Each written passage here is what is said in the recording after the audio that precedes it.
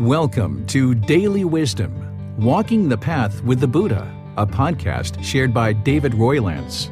This podcast is dedicated to guiding you to completely eliminate the discontent mind and the suffering it causes by attaining enlightenment. Learn and practice the teachings of Gotama Buddha that will guide you to fully attain a peaceful, calm, serene, and content mind with joy. To support this podcast, visit patreon.com/support Buddha or visit buddhadailywisdom.com, where you will discover a full range of courses, retreats, and online learning resources to assist you on the path to enlightenment. Now, here's our teacher to share more.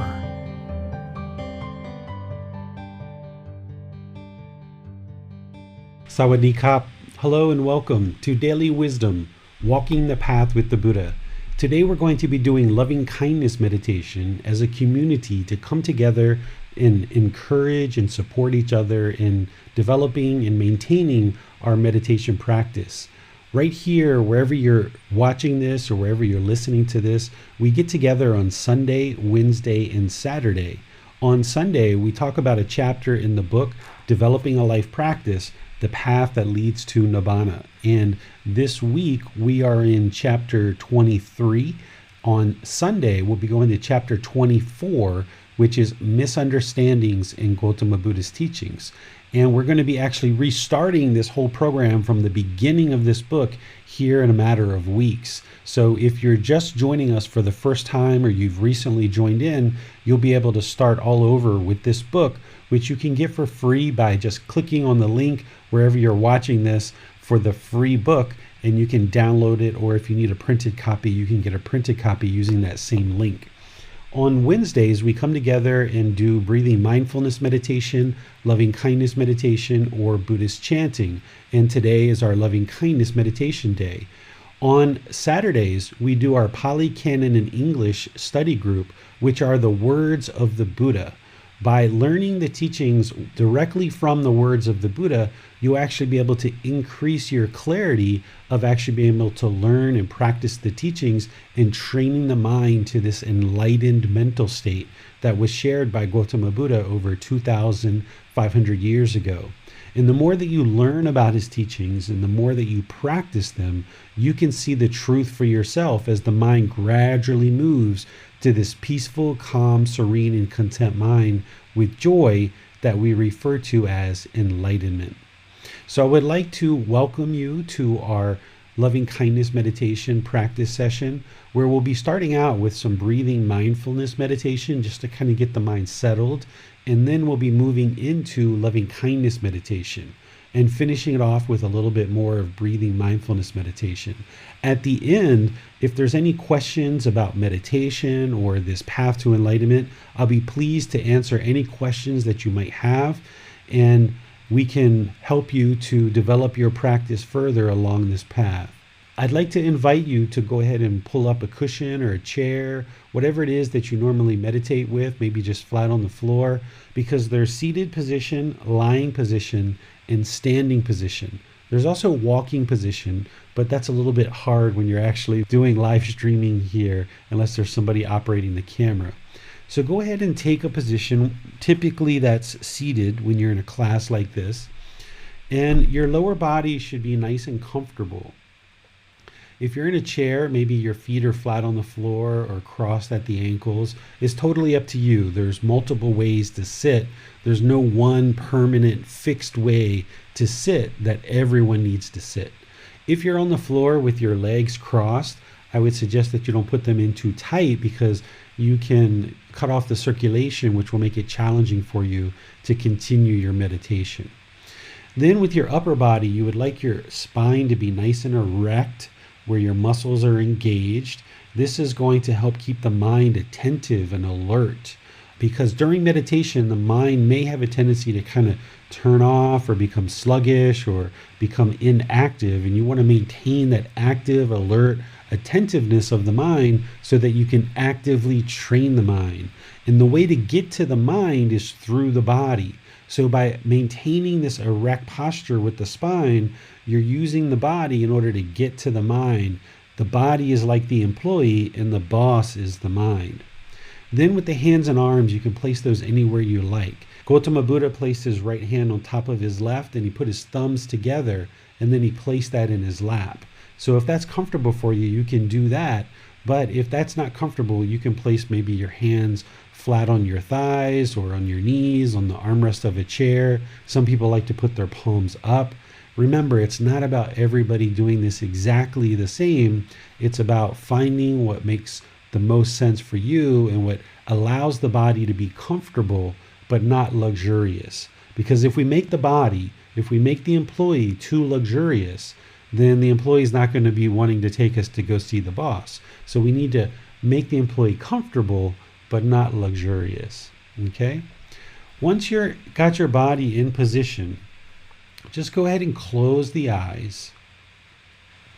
And as you close the eyes, with the body nice and comfortable but not luxurious, just start breathing in through the nose and out through the nose, taking some nice, steady, consistent breaths. Breathing in and out. Breathing in and out. If your breath isn't synced up to the way that I'm guiding you, that's okay.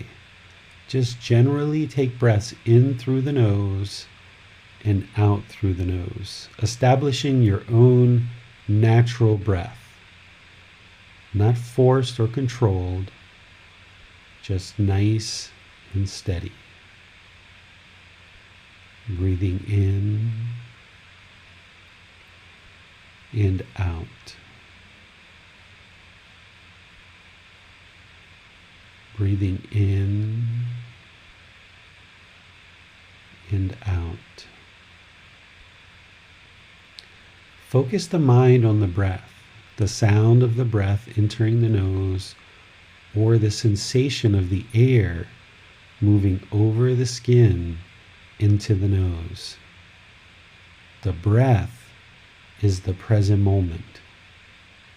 Fixate the mind on the breath. Breathing in and out.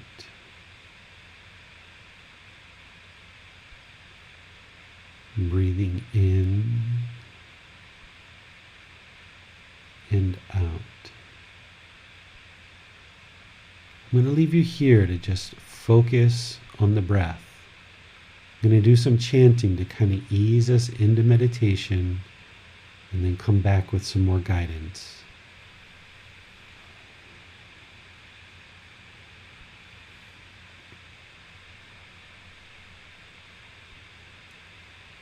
Arahang Samma Sambuddho Bhagava Bhutang Bhagavanang Abhivateyami Savakato Bhagavata Tammo Dhammang Namasami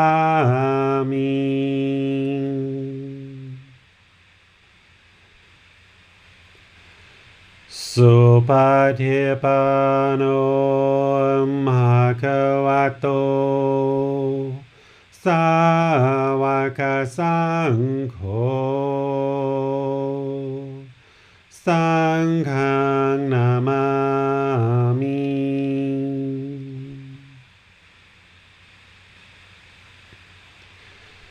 Namo Tassa Bhagavato Arahato Samma Sambuddhassa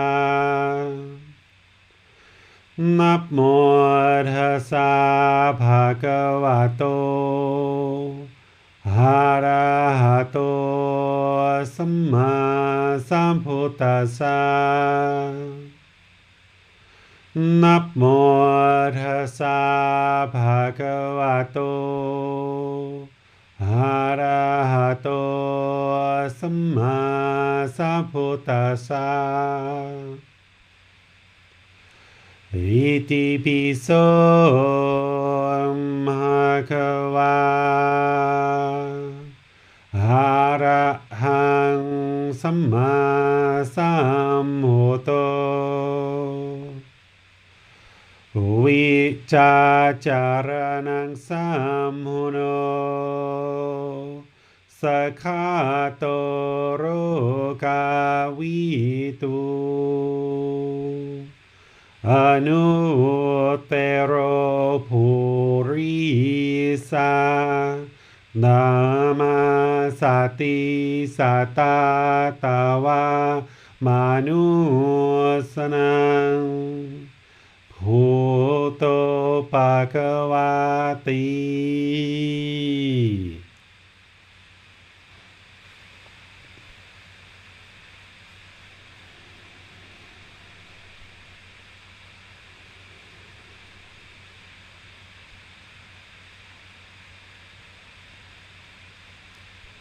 Should be breathing in and out.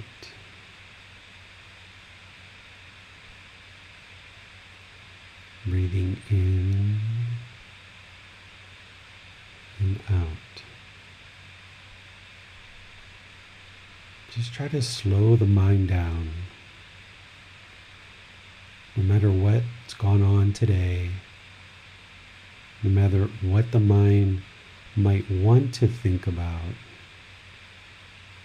you gain control over the mind by focusing it on the breath and just slowing the mind down. Breathing in and out.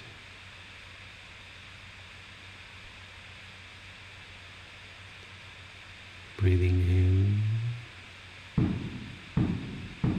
and out.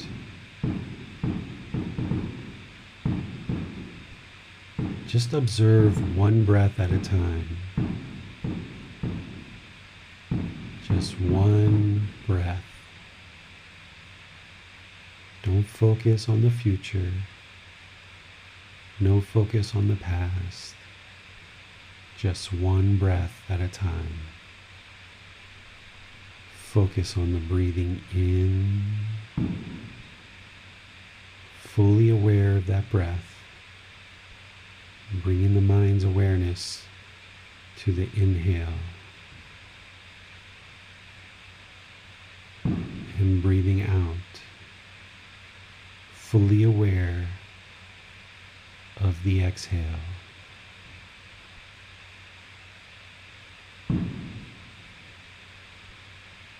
Breathing in, fully aware.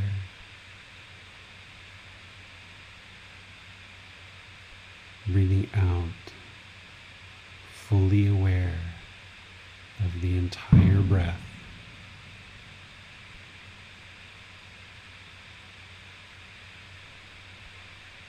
Breathing in, fully aware.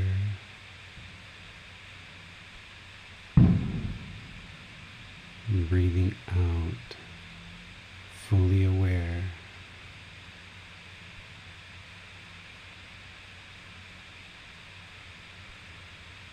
Anything you hear is impermanent. Any thoughts are impermanent. Any sensations on the body, they're impermanent. Anything and everything is all impermanent. Whatever arises will cease to exist. Breathing in and out.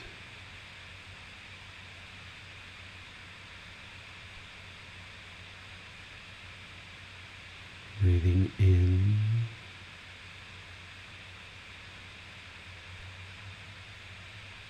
and out.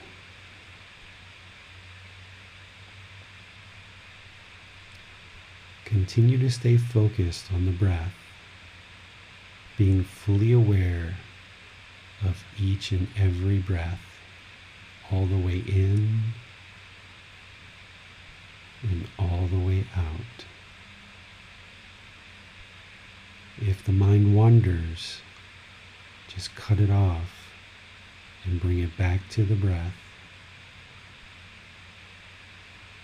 Don't attempt to judge the thoughts, label the thoughts, or figure out where they're even coming from.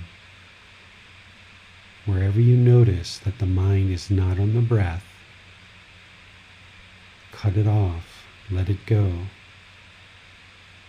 Bring the mind back to the breath. Breathing in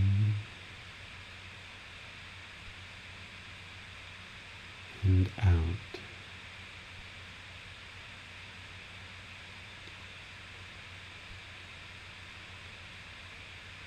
Breathing in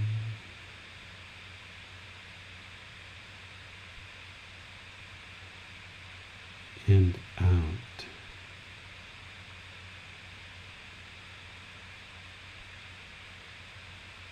In this meditation, develop the perception of impermanence.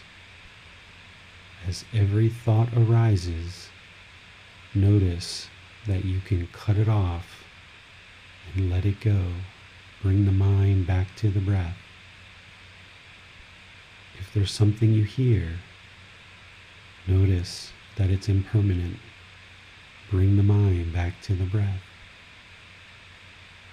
Anything and everything that's happening around you, it's all impermanent.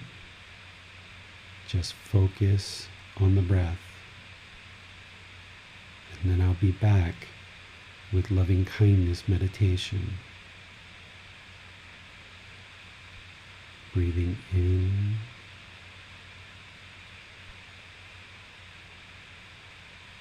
and out.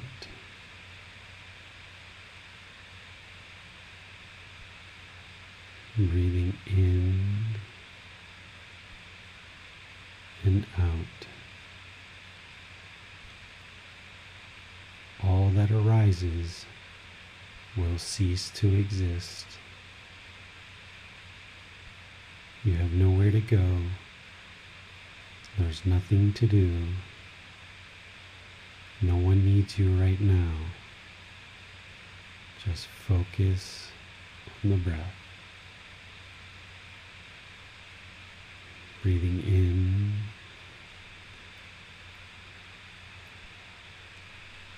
and out.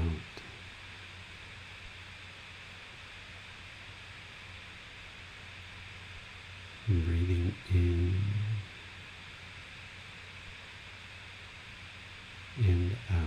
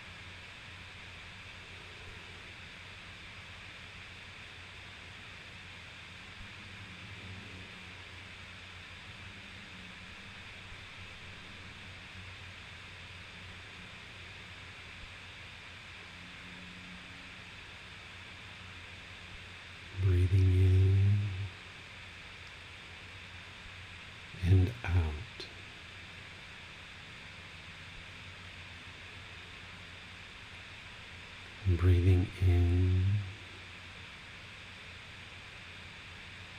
and out. Now on the out breath, repeat this affirmation in the mind to cultivate loving kindness. Breathing in. May I be peaceful.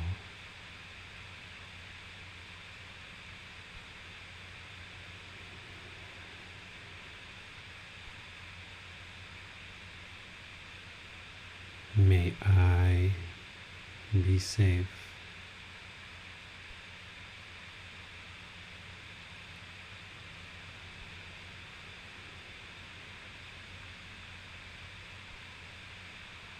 May I be well.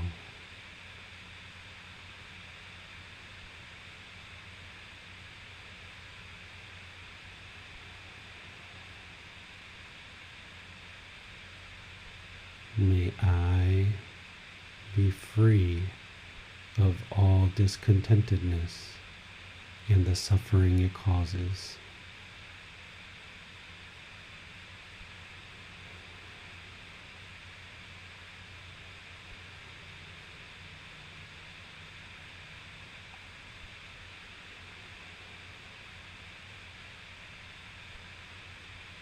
May my mother and father be peaceful.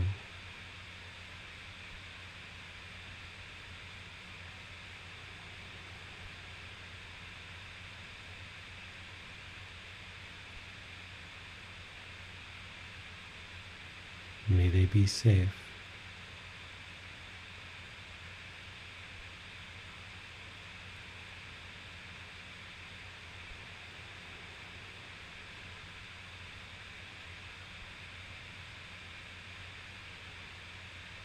May they be well.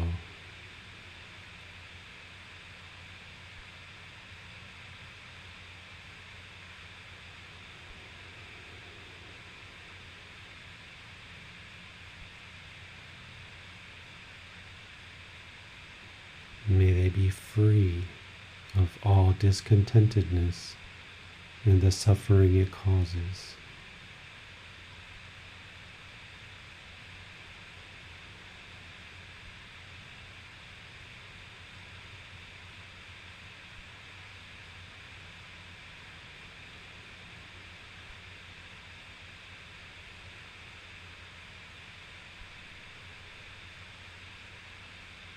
May my life partner be peaceful.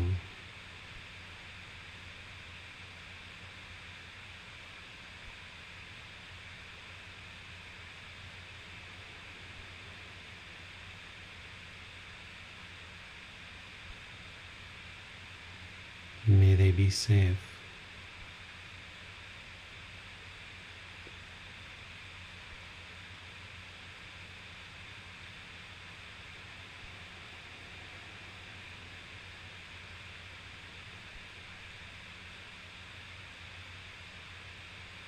May they be well.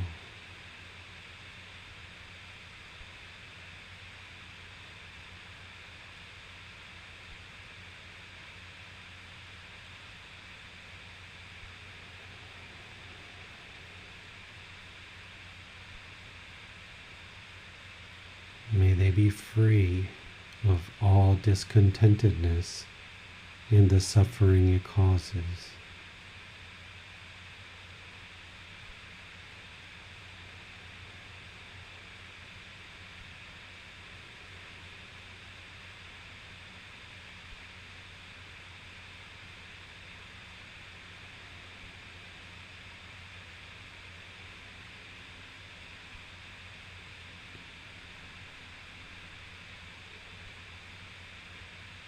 May my children be peaceful.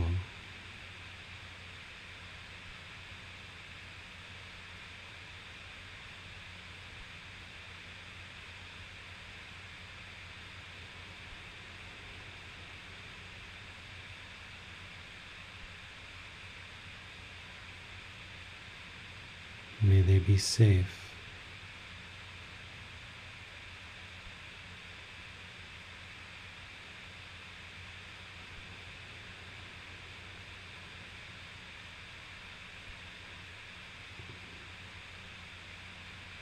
May they be well.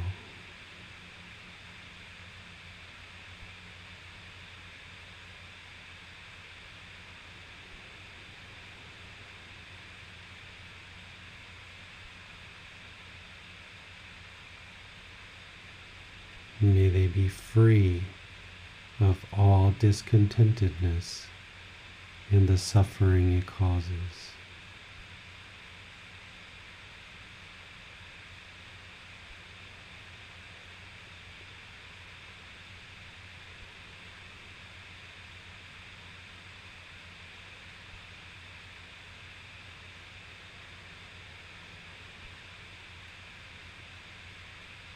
May my aunts and uncles, all extended family, be peaceful.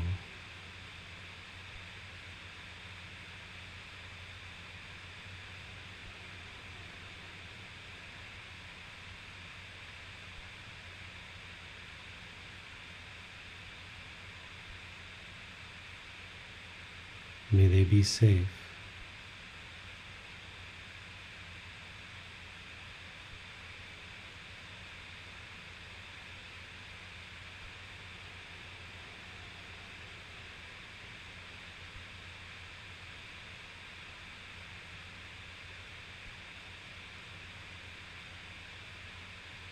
May they be well.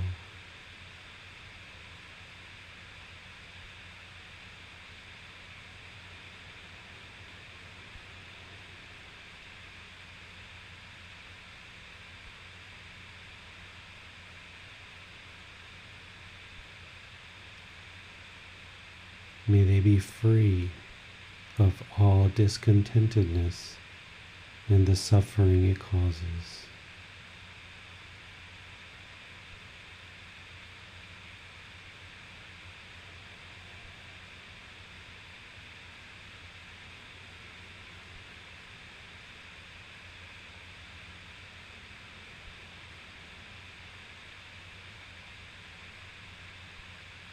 May my brothers and sisters all be peaceful.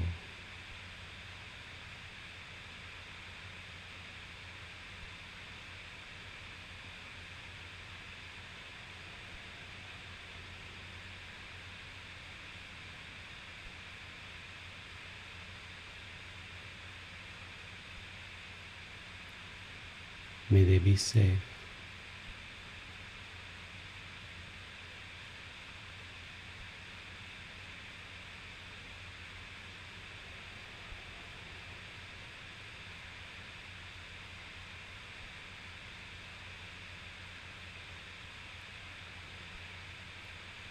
May they be well.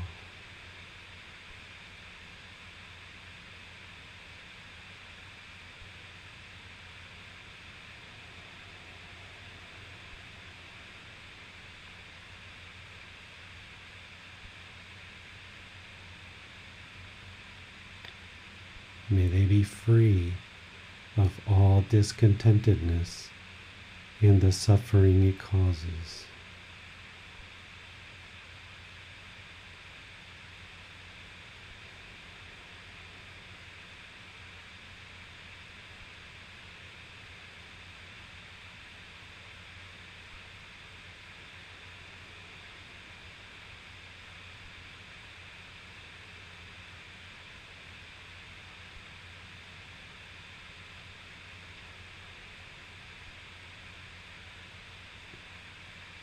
May all friends, associates, and colleagues, past, present, and future, all be peaceful.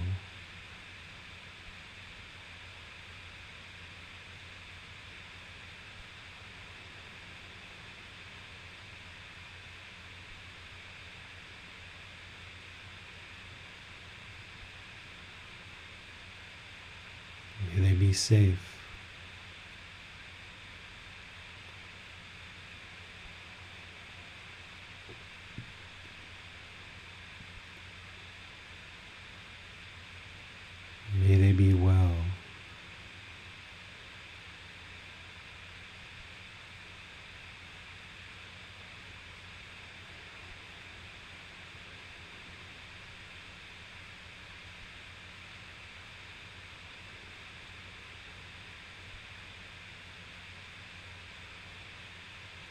May they be free of all discontentedness and the suffering it causes.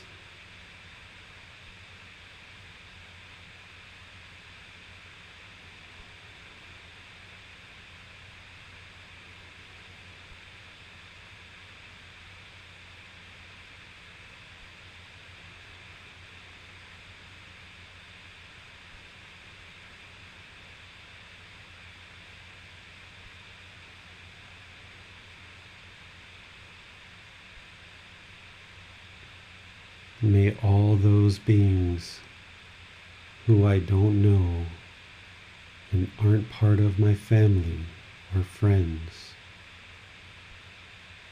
may they all be peaceful.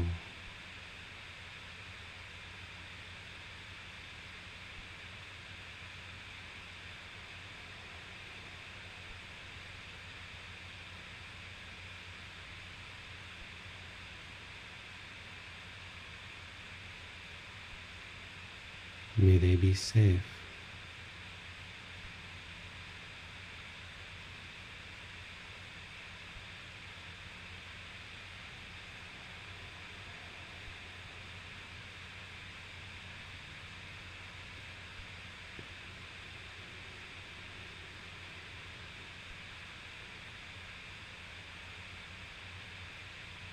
May they be well.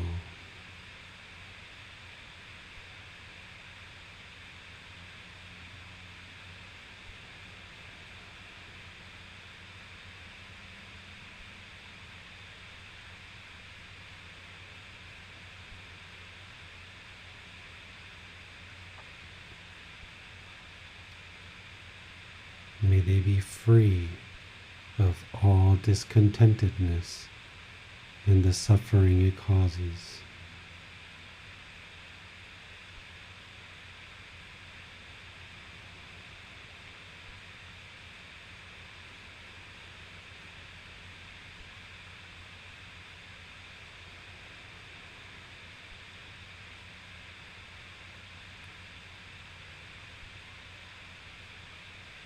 May all beings, no matter where they reside, on this planet or far, far beyond, may they be peaceful.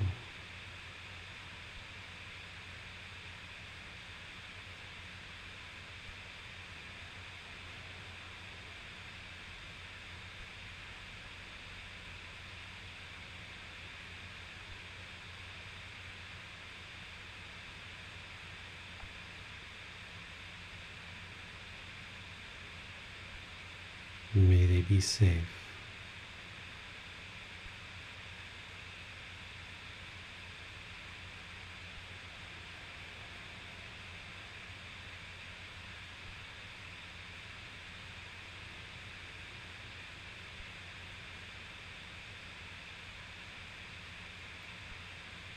May they be well.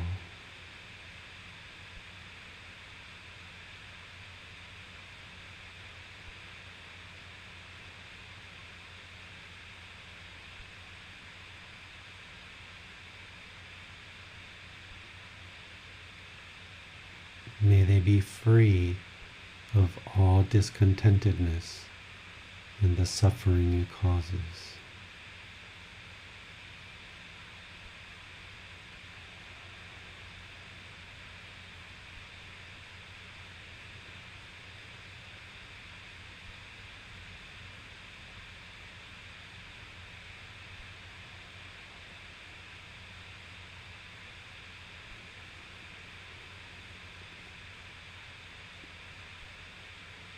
Now focus on the breath, breathing in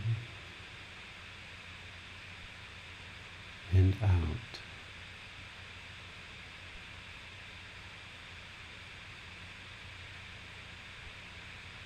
Breathing in and out.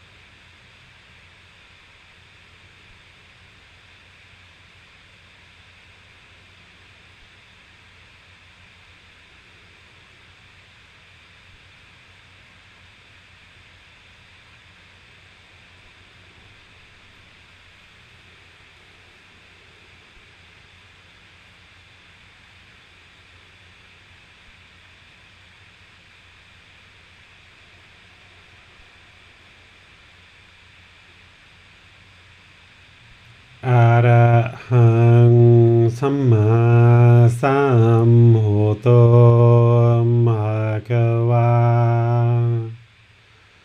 พุทธังภะคะวันตังอะภิวาเทมิ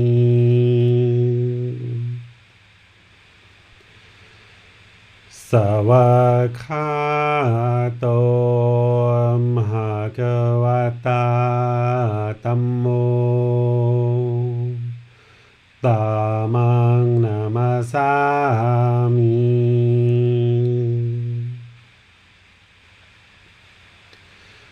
สุปฏิปันโนภะคะวะโตสาวกสังโฆสังฆังนามามิ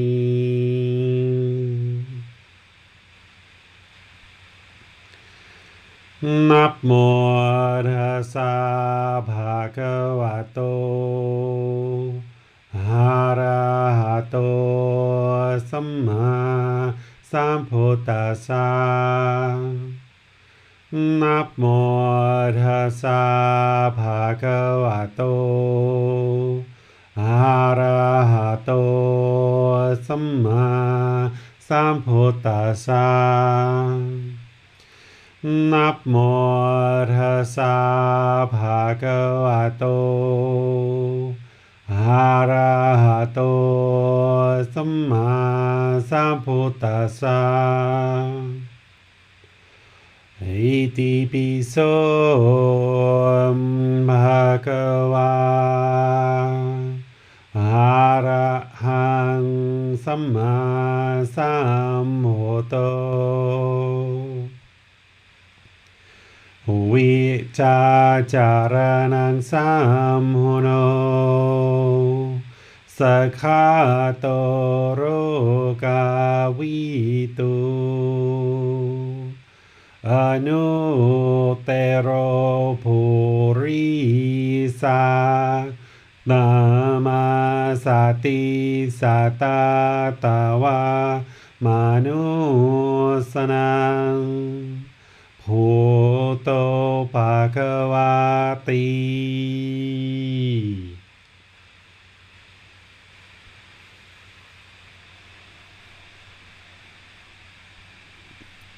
Okay, if you guys would like to slowly start coming out of meditation,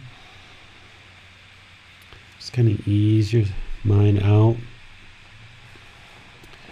We're going to open things up to questions.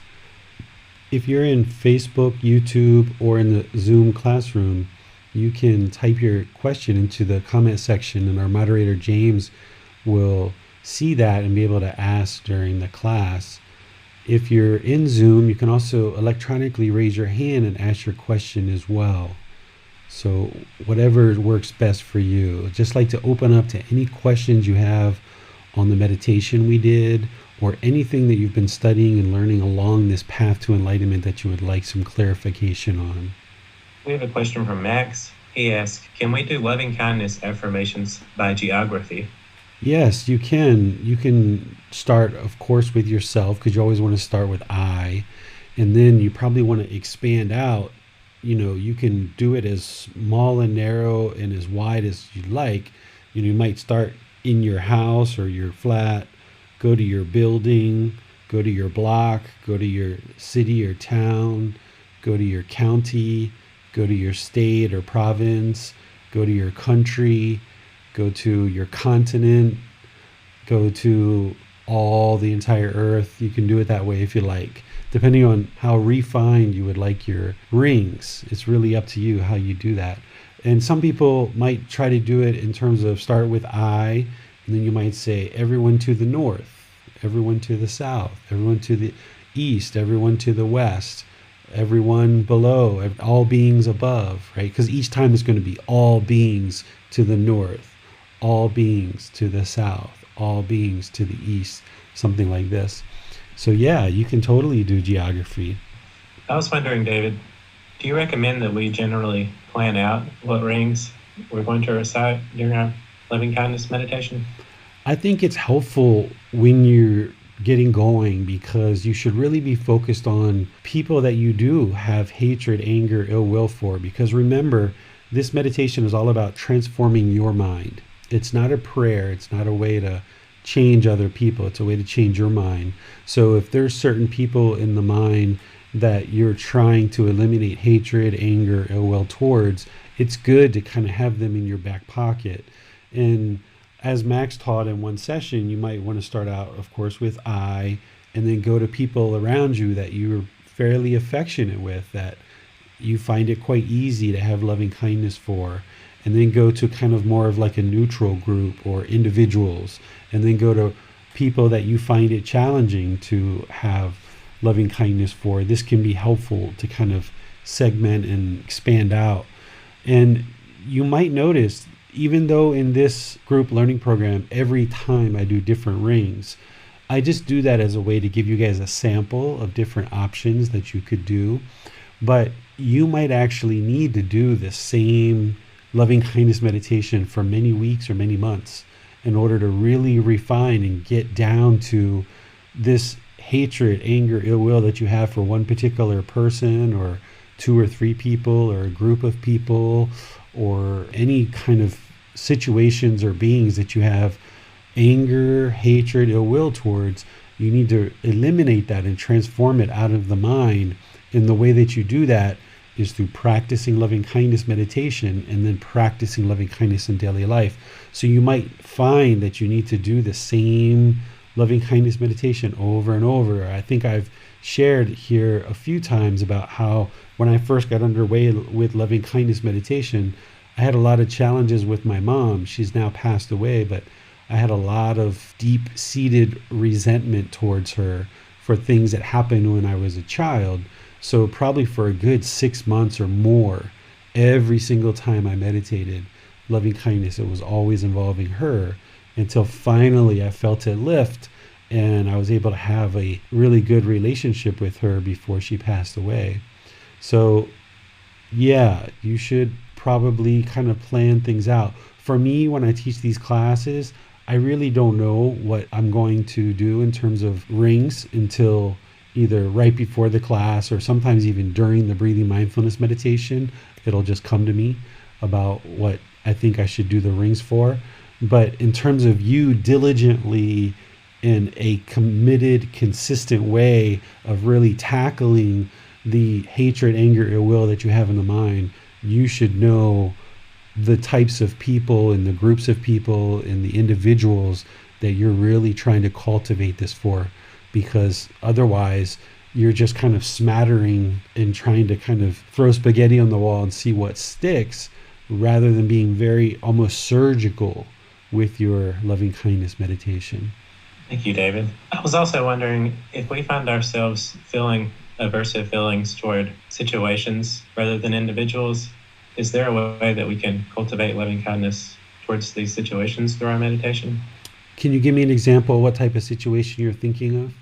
I would say perhaps a job or a living situation where it's not so much just one person, but the situation in general is perhaps triggering aversive feelings.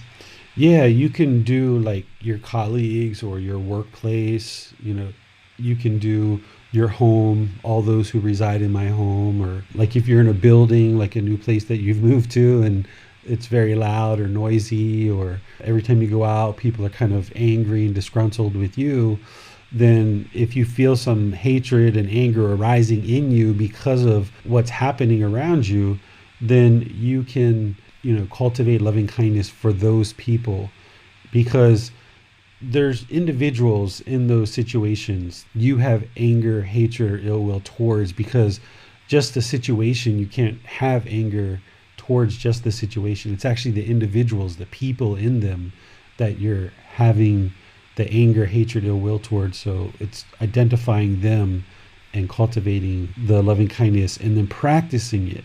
Because a lot of times what people do, especially if they're coming over from like a Christian background or a Muslim background where they do a lot of prayer, oftentimes people are praying for other people and asking other people to change and people to do things, which never works, right? That's not the way any of this life works. You can't change other people through your prayer, through your meditation. So oftentimes what people think is they should be meditating, and then when they get up and go outside, everything should be perfect. But that's not the way it works. You've got to take that cultivated active goodwill without judgment from loving kindness. You have to cultivate that in meditation and then take it with you in your daily life and practice being polite, kind, friendly, and respectful to all beings. Thanks, David. I suppose it's similar to the situation of finding our attachments and working through that way and finding which individuals may be causing those aversive feelings in certain situations. Yeah, Gotama Buddha talked about how, I forget what word he used, but I'll use my words, but this is from his teaching. He talked about how kind of an astute or a committed, dedicated practitioner would always be aware in their mind of what it is that they're actively working to eliminate and actively working to cultivate in the mind.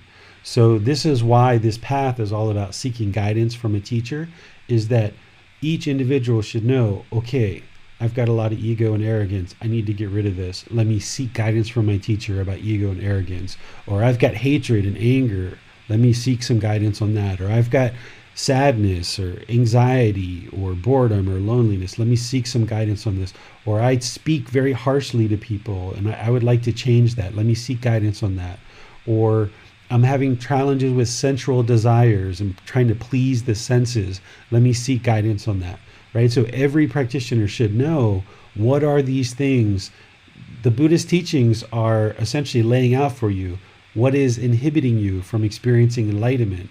And the more you learn about those, you're going to start seeing the things that you identify with, and you're noticing, I got that one, I'm experiencing that one a lot, but you've got to chip away at this sculpture almost and do it in your own terms, and just be very aware of what it is in the mind that those unwholesome qualities that you need to eliminate, and then be very aware of the wholesome qualities like generosity and loving kindness and compassion and sympathetic joy and equanimity and all of these other wholesome qualities that we aspire to cultivate in the mind. You have to always be aware of where you're at. Not that you're trying to determine which jhana am I in, or which stage of enlightenment am I in. I'm going to give you some guidance on knowing that as a personal guidance, but not as an arrogant, egotistical thing to kind of figure out where you are. But even without any of that, before you can even get to any of those stages of enlightenment, you have to just have such mindfulness, so much awareness of mind. Ensure that you're always mindfully aware of what it is that you're actively working to eliminate and you're actively working to cultivate. And by always being on top of that, whenever you see that arrogance arise, boom, you can cut it off and get rid of it and say, nope, I'm not interested in that. Or wherever you see an opportunity to be generous and you feel like being a little bit of selfish, you're like, no, let me be generous here. And you just push through that wall and be generous. Or you start observing that you're speaking harshly to people. Even you cut yourself mid-sentence, just cut it off, apologize to the person, and just work on it and try to get better at it. Whereas if you're not aware of any of these things that are going on in the mind, if you don't have awareness of mind, you'll never be able to eliminate and cultivate the things that you need to eliminate and cultivate. So the Buddha always taught to just be so aware of this. And that comes to loving kindness meditation, is being aware of what people you're having anger, hatred, and ill will towards, so that when you're meditating, you can just always ensure those people are in there, and that you're surgically working through this mind and sorting out all of these unwholesome roots and then cultivating the wholesome roots. Thanks, David. We have a question from Aiden. Can I practice non-meditative metta in public, aiming the loving kindness toward those beings around me? For example, in a queue at the store. Absolutely. Yeah, this is really helpful that while you're standing there and everybody's being discontent and angry because they're standing in line and they're impatient, and you're trying to practice equanimity, which is evenness of temper, especially in difficult situations, you can just, may you be well, may you be peaceful. You see somebody struggling in their day, but you can't do anything at that moment to help them. May you be peaceful, may you be well. You can direct that in the mind, and that will help to further cultivate your loving kindness. It's not meditation, but through doing meditation and doing it regularly in your daily life where you see situations, may you be well, may you be peaceful. When people used to attack me quite a bit on Facebook, oftentimes I would just say to myself, may you be well, may you be peaceful, because I can see they're so discontent and so angry and they just want to attack people. And all I can feel is just loving kindness for them, because you can see they're really deeply suffering, very deeply discontent. And in that situation, you can't fix them. You can't fix them because you didn't cause the problem. They're causing their own anger and frustration, for example, in this particular example. And the only thing you can do is maintain your loving kindness. And if it helps you to just think in the mind at that moment, as you're typing out a message, as you're standing in queue, as you're doing anything, if somebody cuts you off in traffic while you're driving, may you be well, right? May you be peaceful, may you be safe. All of those things are really good to think about that throughout your day. Thanks, David. This is very helpful, especially at a time when across America, especially, we're having so much division and hatred. It's very helpful to keep in mind loving kindness and to practice this. Yeah, I saw the things on YouTube, I'm watching it on YouTube, all the things that are going on in America, and I just think loving kindness and compassion for everybody. And it's a really difficult time in America for some very specific reasons that I think people will learn about in the future, about why all of this is coming about at this particular time. But all we can do is do our part. And our part is to focus on our practice. So no matter what's going on around us, we've got to focus on training our own mind, because we can't control this external world. All we can do is train the internal mind so that then we can control the internal mind. One of the things that I haven't shared with you guys, because I feel like James is probably coming to the end of his questions, something that I thought I would share with you guys today, just a little bit here. We've talked about discontentedness, and we've talked about these three feelings, is painful feelings, pleasant feelings, and feelings that are neither painful nor pleasant. So these painful feelings that the unenlightened mind experiences, like anger, sadness, frustration, irritation, annoyance, guilt, shame, fear. The pleasant feelings, happiness, excitement, elation, and the neither painful nor pleasant. I usually say boredom, loneliness, shyness, just unsatisfactoriness, uncomfortableness, right? Well, I talked in the past about this red light on the dashboard, that whenever you experience discontentedness, any of those three feelings, you're going to see this red light. You're going to see anger arise. You're going to see frustration arise. You're going to see annoyance arise. And that's an indication that there's some craving, desire, attachment, some mental longing with a strong eagerness that is causing that anger, frustration, or what have you. And likewise, when the mind becomes happy, excited, elated, there's some mental longing with a strong eagerness, craving, desire, attachment that's causing that happiness, excitement, elation. And likewise, with boredom, loneliness, shyness, all of these other things, there's some craving, desire, attachment there. There's always mental longing with a strong eagerness that creates any of these three feelings: painful feelings, pleasant feelings, and feelings that are neither painful nor pleasant. So I've said this many times before and asked and invited you to investigate that and see it for yourself. Well, now let me add something else to your understanding of discontentedness in these three feelings. Whenever you experience this red light on the dashboard for painful feelings, sadness, anger, frustration, irritation, annoyance, guilt, shame, fear, the mind is very uncomfortable with painful feelings, and it doesn't like these painful feelings. And if you're off the path and you never even learned the path, you don't even know why you're having the painful feelings. You have no clue whatsoever. But you guys being part of the path and learning these teachings, you understand it's craving, desire, attachment. And because the mind's experiencing these painful feelings, you know it's because of craving, desire, attachment, some mental longing with a strong eagerness. Well, what the unenlightened mind will have a tendency to do is that when it experiences these painful feelings, whatever it is, to whatever degree it is, it will typically then search out pleasant feelings.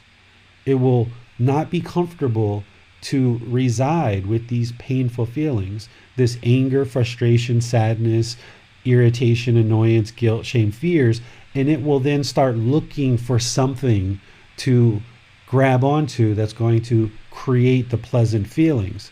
So if you see the red light on the dashboard and you identify from the discontentedness, the painful feelings, and the craving, desire, attachments that's causing that, if you're observant, you might even notice the mind moving towards some kind of pleasant feelings, which then you're going to observe another craving, desire, attachment.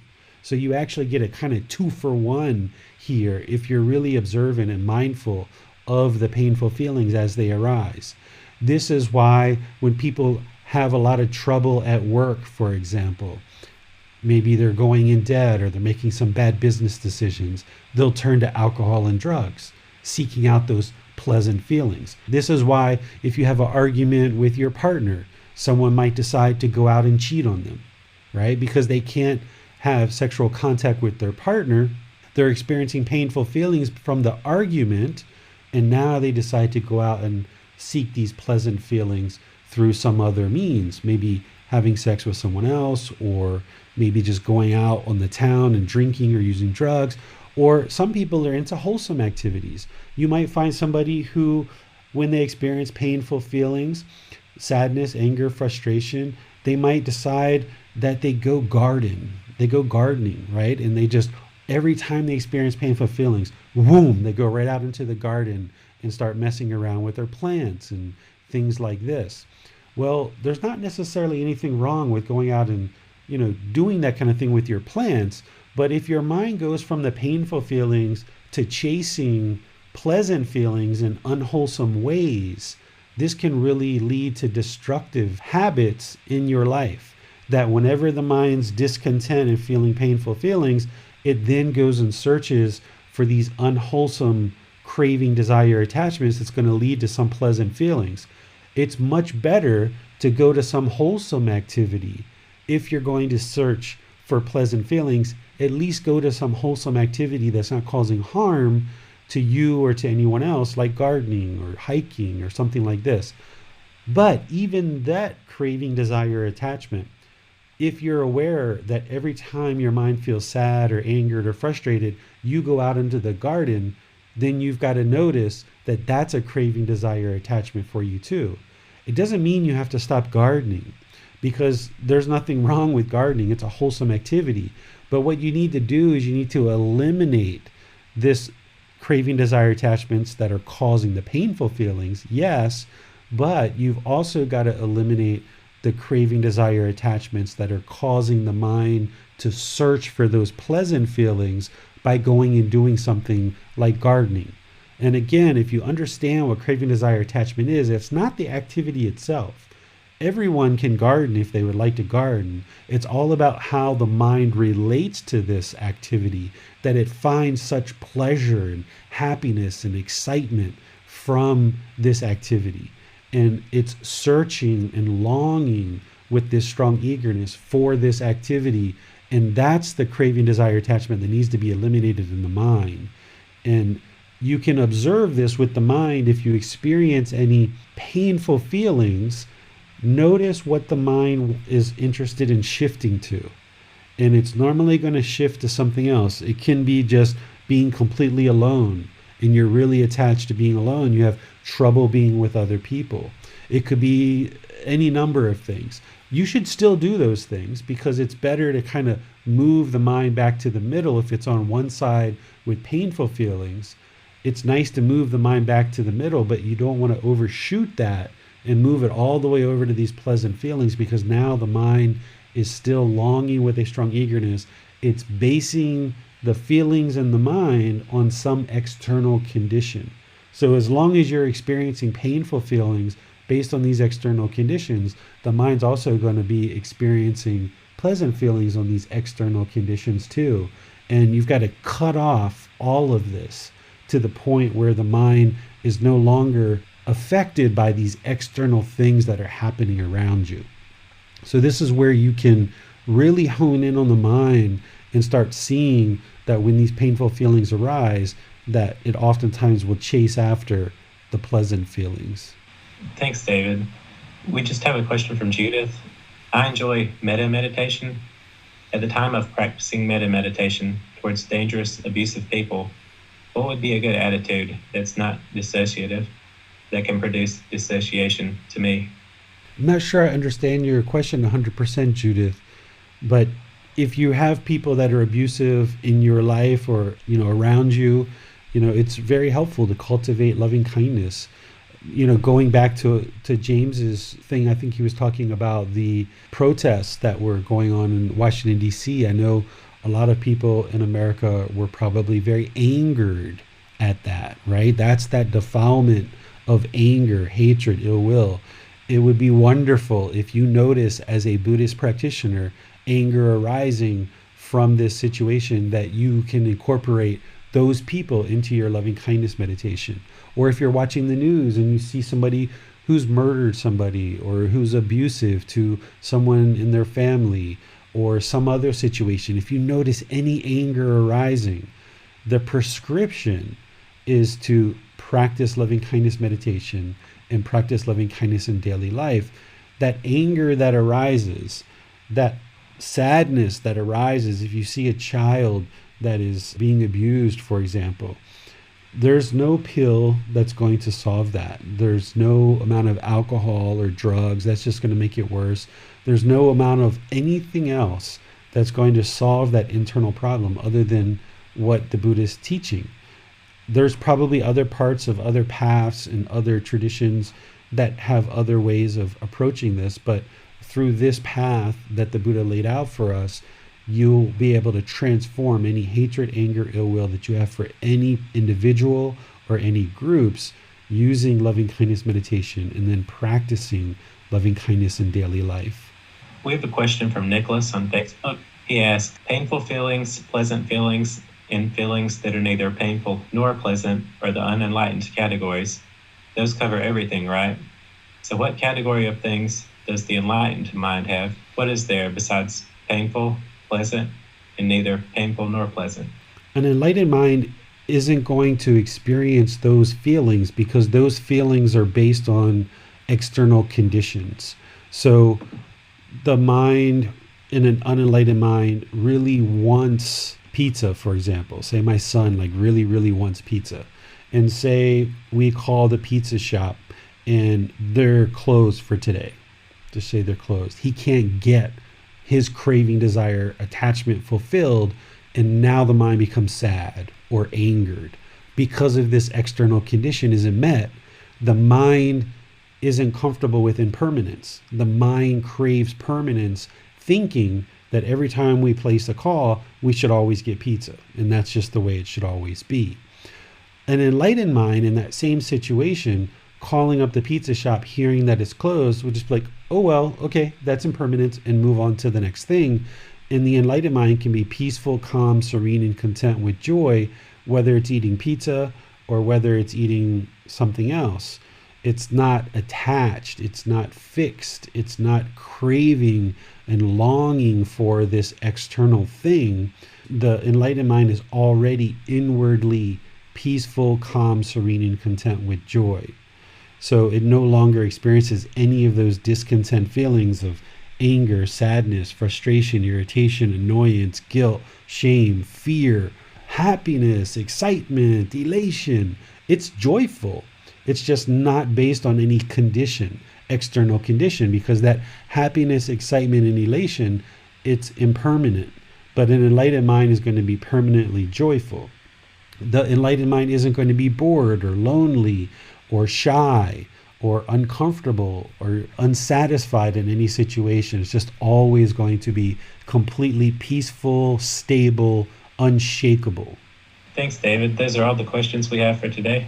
Okay. So, Nick, back to the happiness, excitement, elation. Sometimes people are a bit concerned. They think like, okay, if I progress on this path to enlightenment, you mean I'm not going to be happy anymore? I'm not going to experience excitement and elation? Well, the mind's just going to always be joyful without any condition. That happiness, excitement, and elation, it's discontent because it's based on an external condition and it's impermanent. Therefore, happiness, excitement, and elation, while you're experiencing it, might feel kind of good, but then because it's impermanent and when it's over, that's when the mind then swings to either boredom or loneliness or sadness or anger or some other discontent feeling. So as long as you allow the mind to experience feelings based on external conditions, it's always going to be shaken up by something. It's always either going to experience these painful feelings, these pleasant feelings, or these feelings that are neither painful nor pleasant based on some external condition.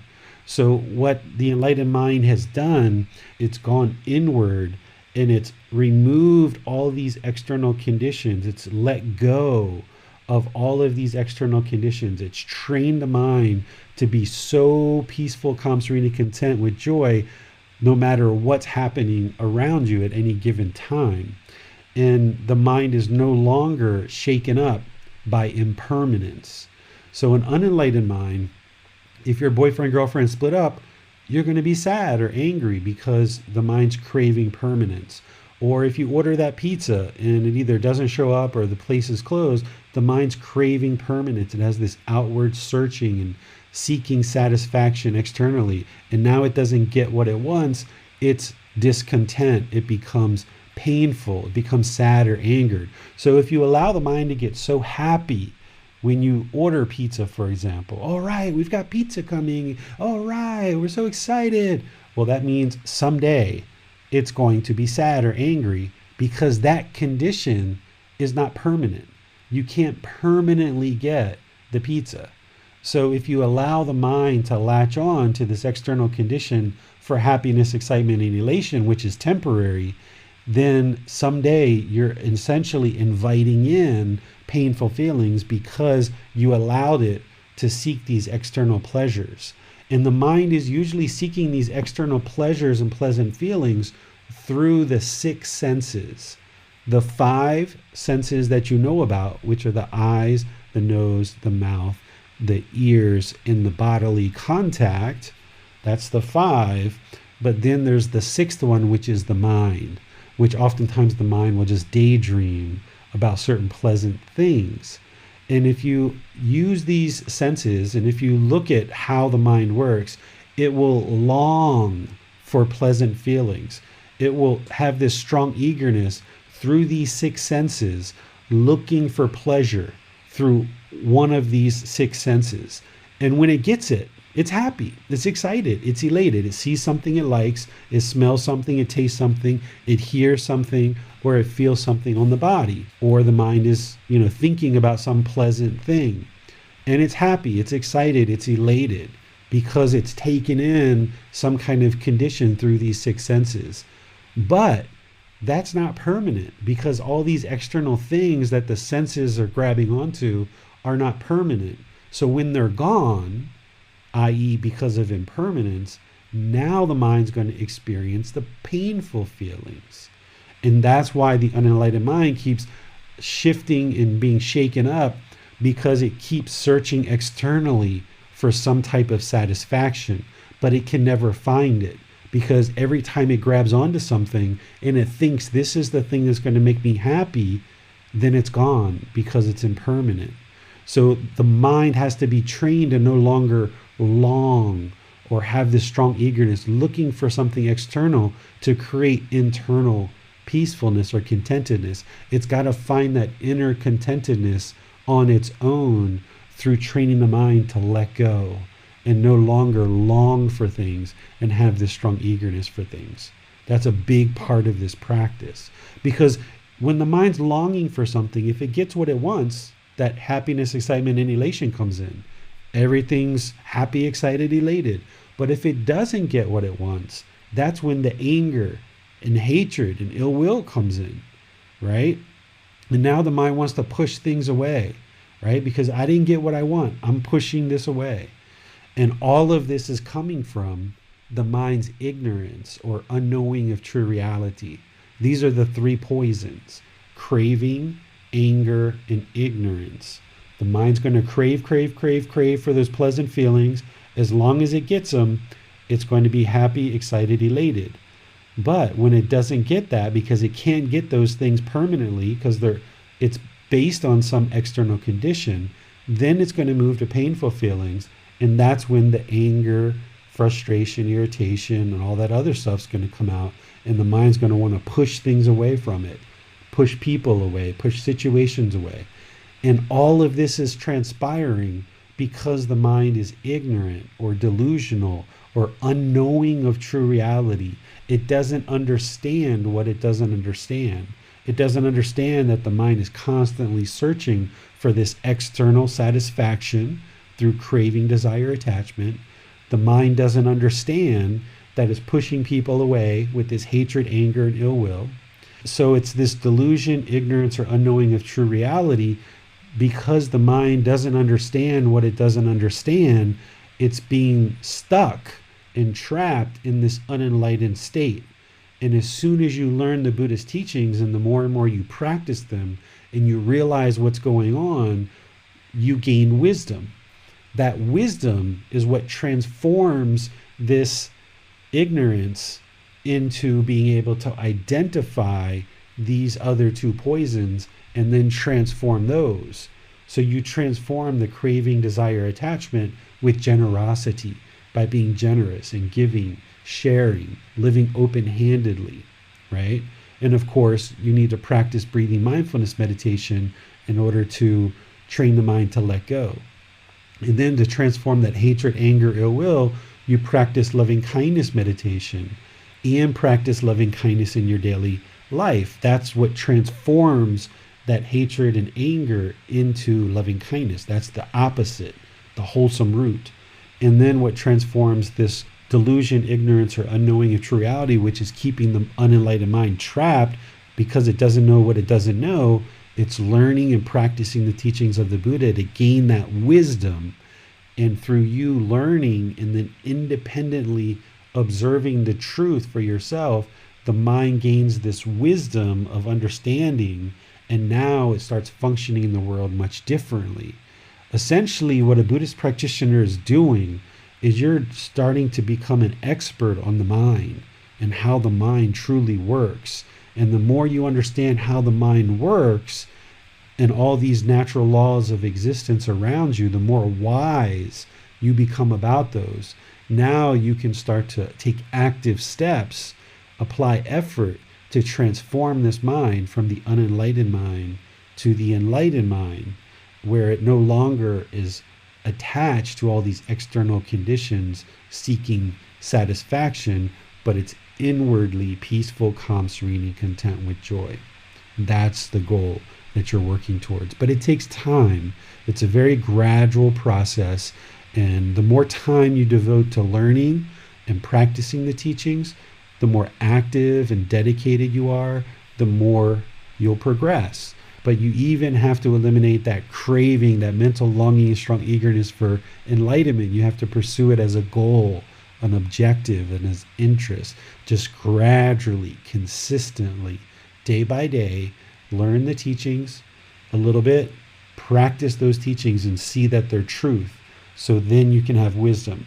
Learn a little bit more teachings, practice those, observe the truth so you gain wisdom. Learn a little bit more, right? And this is why we have these classes. This is why I offer help in the Facebook group. This is why I offer personal guidance that you can schedule appointments with me like you've done.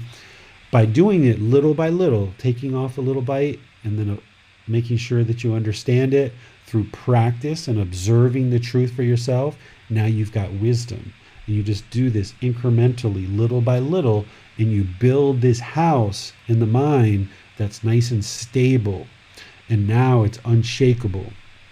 The mind will never be shaken up once it becomes enlightened. There's nothing that will shake it up and ever experience discontentedness again. It will be permanently peaceful, calm, serene, and content with joy. Right? It's no longer shaken by any external things.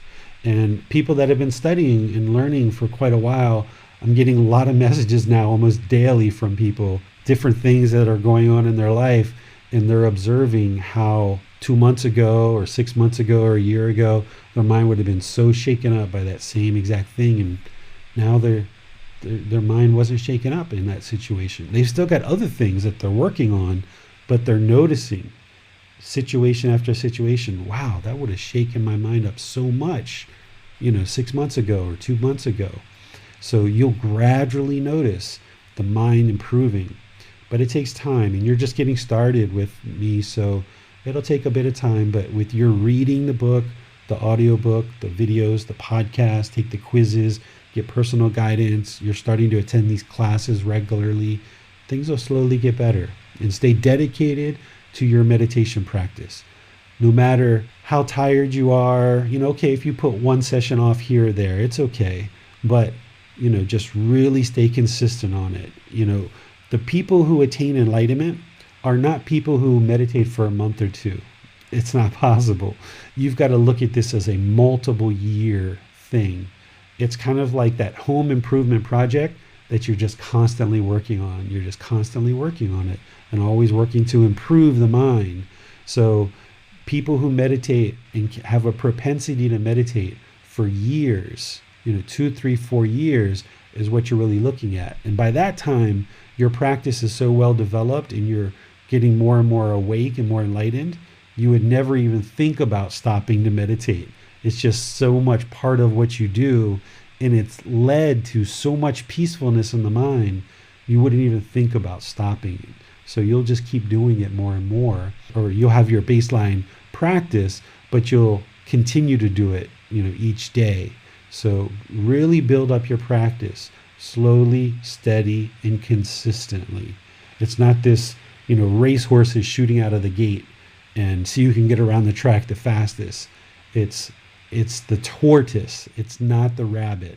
It's the tortoise. Just slow and steady and consistent. So thank you guys for joining. Continue to meditate each day, doing breathing mindfulness meditation and or loving kindness meditation. And if you need any help at all, feel free to private message, schedule an appointment, ask questions in the Facebook group, however you would like to get help, because that's a big part of this practice, is making sure that you seek guidance with teachers. So have a really wonderful rest of your day. I'll see you either on the Saturday coming up, where we're going to be studying the rest of this book, Dhamma Trails. We're going to be studying chapter 26 until the end of the book, which I think is chapter 51. And then we're going to be moving into the next book, which is Sotapanna. Sotapanna is essentially the first stage of enlightenment.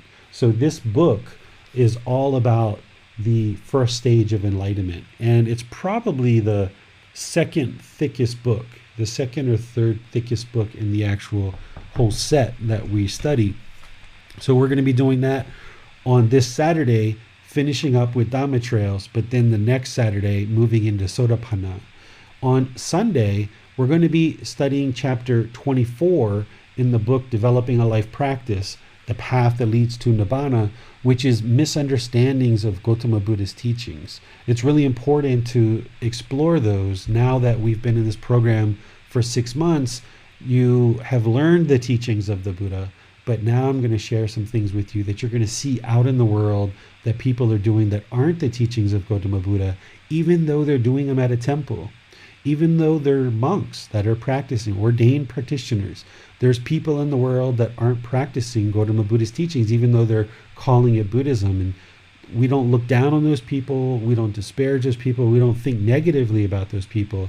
It's just that they haven't learned the true teachings. These teachings that you have access to through the Developing a Life Practice book and the Buddha Vajrayana books, this is very rare for people to have access to this level of depth and this quality of teachings to be able to truly understand what it is the Buddha taught and how to actually train and transform the mind.